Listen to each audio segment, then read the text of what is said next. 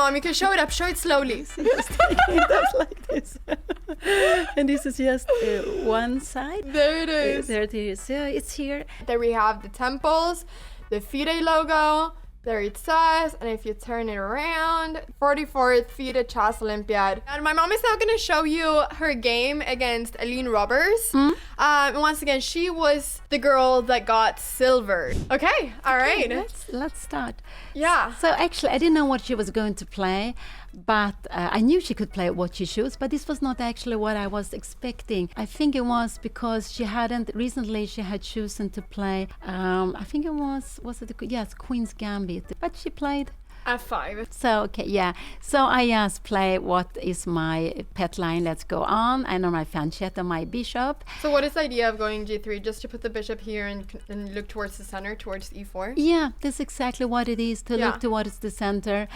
And so that's what I normally like to play. It's very, very common to fianchetto. But after this here, you can play in different ways. Black chose also the fianchetto, the Leningrad system. This is the most popular. It's more an active opening to play like that. You can also put the bishop in on E7, but then the pawn goes to E6, and your bishop on C8 will become more close. It's more difficult to get it out. Yeah. Because of the pawns in the way. Yeah.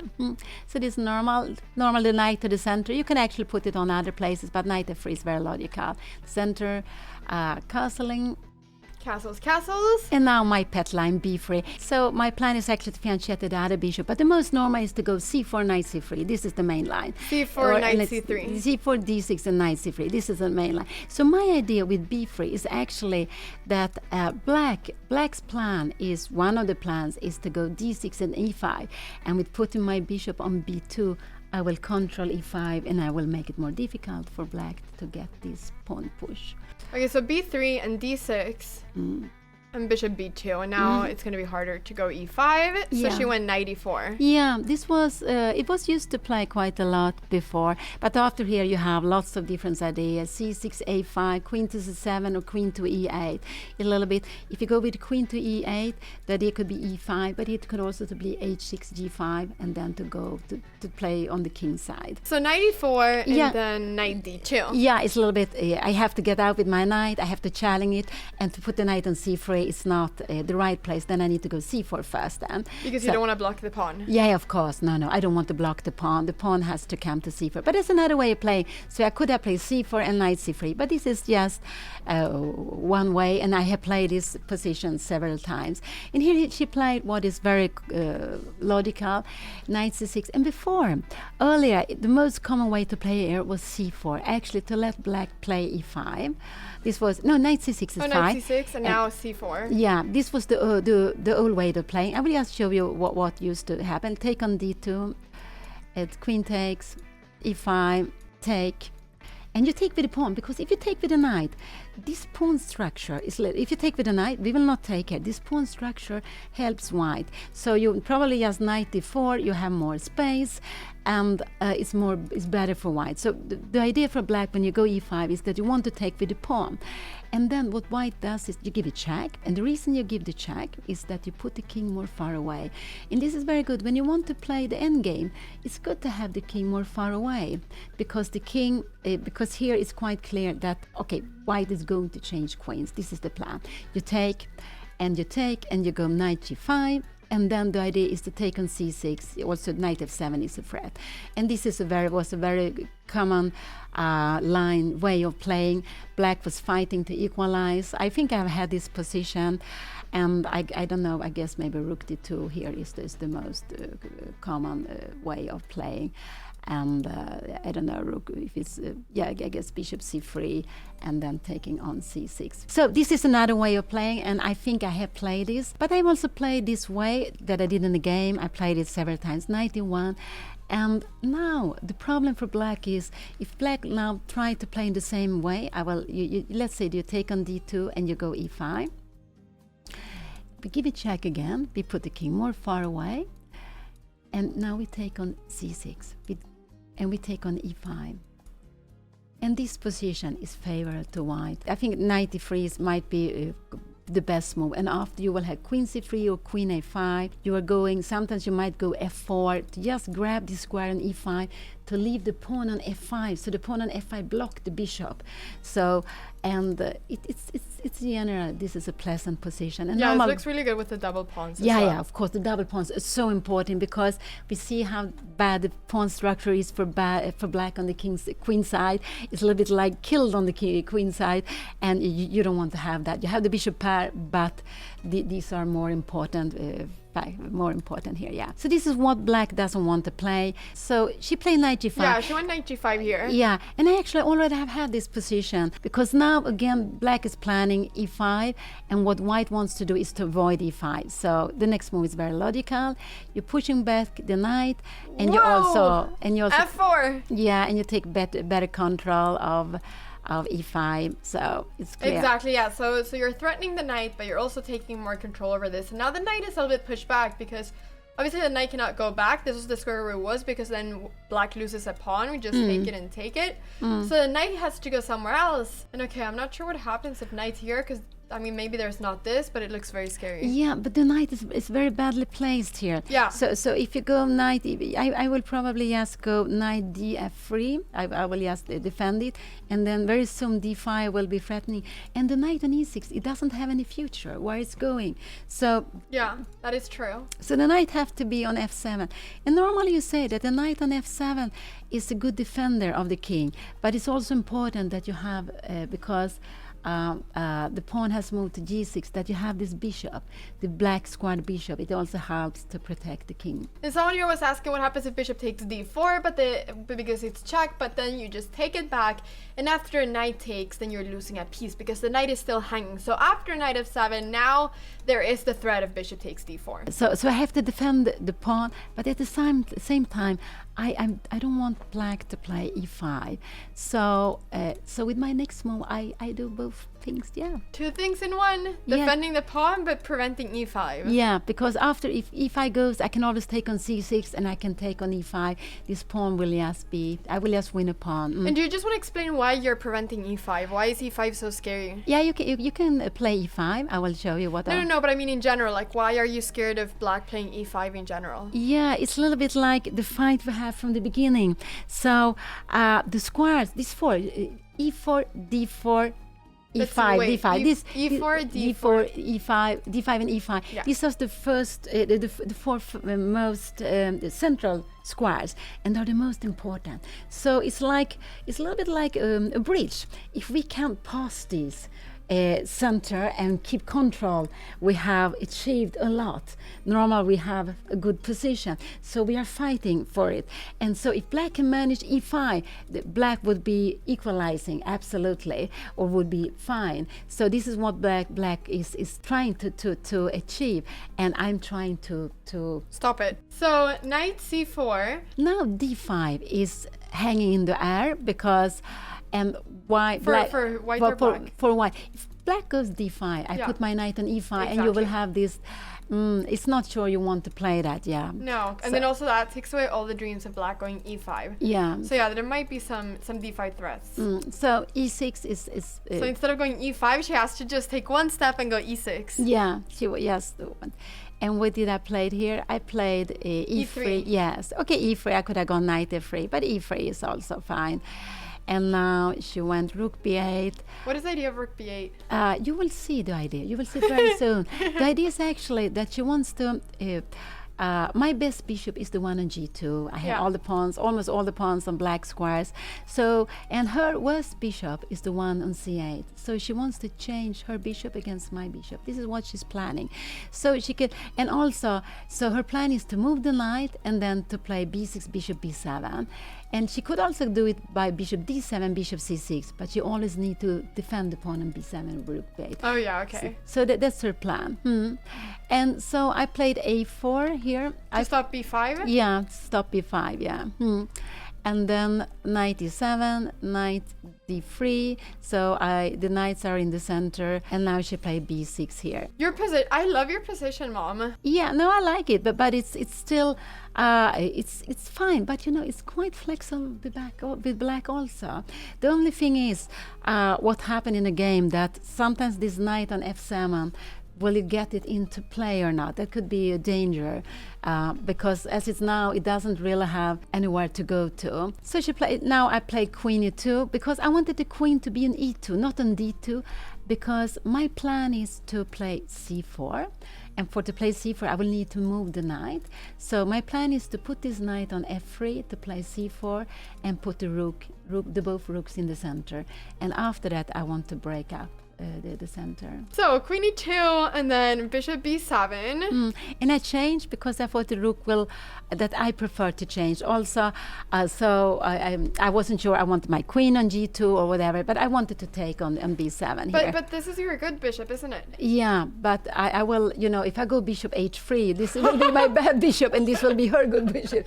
So there's no way I can avoid exchanging. And if I put something in the way, her bishop is good. Yeah, so, that's true. Okay. So that's why I thought her plan this is a very logical plan. Yeah, so, just exchanging this one. Yeah. For that one. Okay, so, makes sense. So she took. Now I play knight e2 middle, but I think I should have gone rook d1. Yeah, just to put maybe With the a rook? Rook a1. I think because this is how I put the rook. I put rook a1 and rook fe1 because if she will let me with time, I sometimes might play e4 also. e4 or c4 d4. That was what I was planning.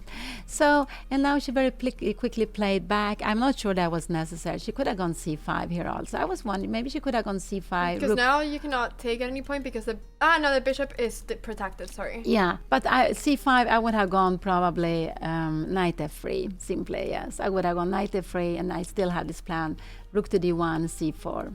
So she played rook b8 very quickly. I don't know if that was really necessary, but she did that. And now you want knight f3. Knight f3, because that's where I wanted my knight to be. It defends d4, and it's and now also after I go c4, my bishop on b2 will also be defended by the queen. So it might be that if we are exchanging that I prefer to take back with the queen than with the knight. The knight, because the knight is very well placed. Both knights are well placed in the center. Yeah. And now again, you see, I'm keeping an eye on e5. I don't want her to play e5, and I have this plan of e4 myself. Let's just continue. So she went rook e8. Rook e8. Yeah, she was. She played it, and I was thinking. I think she was thinking quite along here, and I was wondering how she was going to put the piece, because it was not at all clear to me. Yeah, it's a little bit like these small moves. She wants to defend e6. And she has some ideas. We saw that in the game that she wanted to go e5 also later. So e5, it's a battle of e5. So you went c4, and that's what you were. Yeah, that was what. You do. Yeah, and also I want to have more of my pawns on white square when I have this black squared bishop. So I am planning to try to get in d5 or to get in e4 with time. But first I want to put my rooks better before. Yeah. She played c5. Now I play rook a d1. Just putting it together. Queen c7. And rook e1. Rook e1. Yeah, I thought I should just put my rooks so they're ready, because now all my pieces are ready. They're on the right square. It's also good to have the king on g1, not on g2, because maybe the queen could bother it. So now after this, I thought my plan could be to go e4. It could be maybe to open up the position. But there's a problem I have. I normally don't want to take on c5, because you take back with b takes c5, and then you see this b3 pawn. And actually, I put my knight on f3. Yeah, I thought I was the logical, because I couldn't really put the knight on c3. d4 was always hanging, and it was quite along. But it could have been another maneuver, but then I had to prepare it in another way. So knight c6 is what she played. Yeah, and I think this was a mistake. I think she should not have played it, but I guess it was because here, if you go back, you see the both knights. They look a little bit funny there on the 7th rank. Normally you like to have an f6 and on c6. So there are the normal squares. They're too close together. Yeah, and the knight is better on f6. It's just the normal square. And for example, on f6, it would make it more difficult for white to play d5. And what's prominent? So I would have preferred maybe rook b8, but rook b8. Because this rook is not doing anything here anymore. As long as I'm not taking on c5, it's not doing anything. And if I will take, she can always bring it back. I think it's a fine position for both. But knight c6, and now my plan was to play, what is the natural move for you to play here now? Oh no, okay, trick question. d5? Yeah, d5, I think is the first move to look at, because I've been looking for a pawn push in the center. Yeah. And I mean, all my pieces are ready for it. So I think I just should have gone d5 here. And this was my plan. Oh, you didn't do it? I didn't play d5, and d5 is the best move, as I understood. The position will open up, but it will be better for me. It will be advantage to me. But I played, instead of d5, I played queen c2, planning d5. So this was not a good move. And here she can play different ways, but yeah, she played her plan. Now she got Now to play. she went e5. Yeah, and I think this is fine what she played. I went d5, and now she made another good move. She played e4. This is important. If she moves the knight, I might go. If you go knight e7, I will go e4 myself. And then it will be, you open up the king side, and it will be problems because of the long diagonal when it open up here. Her king will be very weak. So e4. And yeah, now she's threatening the 2 knights. So you took on g7. I took on g7. She took back. And I took on c6. And here, yeah, she took on f3. She can take both, but take on f3 is also okay. It's fine. And now, which plan have I been speaking about quite a lot here for a while? What is to go e4? Yeah, to go e4. So how can I play? How can I play for e4 here? With knight f2? Yeah, knight f2. It's a very natural move. Yay! I'm getting the moves. Knight f2. So yeah, you want knight f2 here. Yeah. And now she make a mistake, but she should just play natural, take the pawn, take on c6. Yes, and I go e4, and now she should play knight h6, just defend the pawn. She went rook e6. Yeah. And there's a mistake. Yeah, this is a mistake, because now when I play my plan, it just makes it so much more difficult for her. What did I do? Yeah, I played e4, yeah. I went e4. Yes. And that was the plan the whole time. If she takes an e4, I take with the knight, and it will be, will give a check, I will put the knight on f6, it will come very close to her king side. Yeah. So that's why she didn't take on e4. But if she doesn't take on e4, f5 will become weak. And the problem is also that when I take on f5, I'm not only threatening the pawn, I'm threatening the rook, I'm threatening to take control of the e line. And this is very important, who is in control of the E line. Yeah, who is controlling the only open file here. So that's why. Yeah, here she went rook e8. And I gave it check. C3 check. Yeah, I needed to make the check, of course. Otherwise, yeah. Yeah, because now you're defending the rook as well. Yeah, and this is why it's so important that I could take on g7, and she had to take back because her king is worse on g7 than on g8. So rook e8, and now queen c3 check, and now she had to go king f8. Yeah, king f8 is more logical. We can see also afterwards why she played it. And it's also more logical to get the king, because we will change the rooks. The king will be a piece to play with in the endgame. Because it's closer to the center. It's closer to the center, yeah. And it's very important, of course, with the knight on f7, she defend the h8, so I don't have any check there. No, so that would be a disaster. Yeah, that would be a disaster. Absolutely. Okay, so now now you took on f5. Yeah, now I took. She took an e1. If she go rook e2, I would just change and go rook e1. It was another way. Maybe this was a little bit better playing, but I will win this pawn later on, and it will be better for me. But she could have played that rook e2 also, yeah. But she took, and you exchanged everything. Yeah, took back. And then she took on f5 and queen e6. Yeah, and now if she take on c6, I will take on f5. I will play knight e4, king f2, and I will control everything. I will win this pawn. I will have a pawn up, and I will have this majority 3 against 1. She has 4 against 3, but with this backward pawn, it's almost like 3 against 3. So it's almost like I have 2 pawns more because I can play with both of them. So she played a move, and I just want to say, ask you, what will you play now after the next move? Okay, she went queen e7. Okay, wait. Let me know. I'm not gonna look at the moves. There's queen c8 check, but either you go back or just king g7, and there's this big threat, which is very annoying. And then the other option is to take, but after taking, well, I don't know, it just feels like the king gets so close. And how is the position after taking? Oh, that's a move, right? Yeah. Because, if I go queen c8 check, what would happen in the game? The king would have gone to g7. Yeah, and what would be the result? She would win. Black is winning. Oh, because you cannot stop this. You in a good way. If knight here, there is a check. And if king f1, then there is queen check and then checkmate. Yeah, it's checkmate, yeah. Oh, so the only move here is queen takes e7. Yeah, it's the only move. So you have to take and king takes. And how would you play here now? Okay, this is the start of me practicing endgames. Yeah, so... Actually, what I'm thinking about is going knight d1, knight e3, or knight c3. Yeah. Is that the plan? Yeah, of course. Yes! I'm happy. I'm happy. And what is your aim? What are you looking for? I'm looking for the d5 and b5 square. On d3, the knight cannot really go anywhere. That's good. Here, the knight cannot really go anywhere. That's good. And you cannot go up. So the only way that you can actually progress with this knight is by going to d1. Or maybe even you can go knight e3 and try to take this pawn, and then just bring the king up and take everything. Yes, exactly. So yeah. This is and you look at this knight on f7, and also now you can see the c6 pawn. Black can go and take it, but if you go and take it, you will not be able to defend f5. Yeah, exactly, because you're gonna have this time immediately. Yeah. So my c6 pawn is so much stronger than her f3 pawn, because it's so close to my king, and also because the only other weakness I have is b3. Her knight is very far from that, but she has the weakness on f5. She has this backward pawn, so there's a big hole on d5 for its fantastic outpost for my knight, and that's why. So knight and games, I mean, this is just very easy winning for me, this knight and game. And so knight and game sometimes are like pawn and games.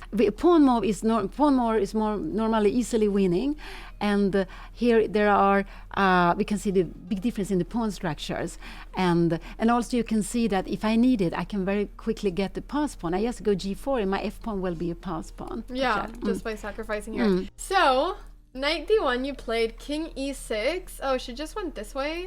We can go show the other way. If she goes king d8, I go knight e3. Now I want to take on f5. If you let me take on f5, I will have this. If you go here, I take on f5. You take on c6, and I go king f2. King f2? And now the pawn is hanging. Yes. And you see this knight. Look at this knight on f7. Where do you have the future? It hasn't moved, like, at all. And you can't go d5 because I have knight e7 check. So I'm threatening king f3, king f4.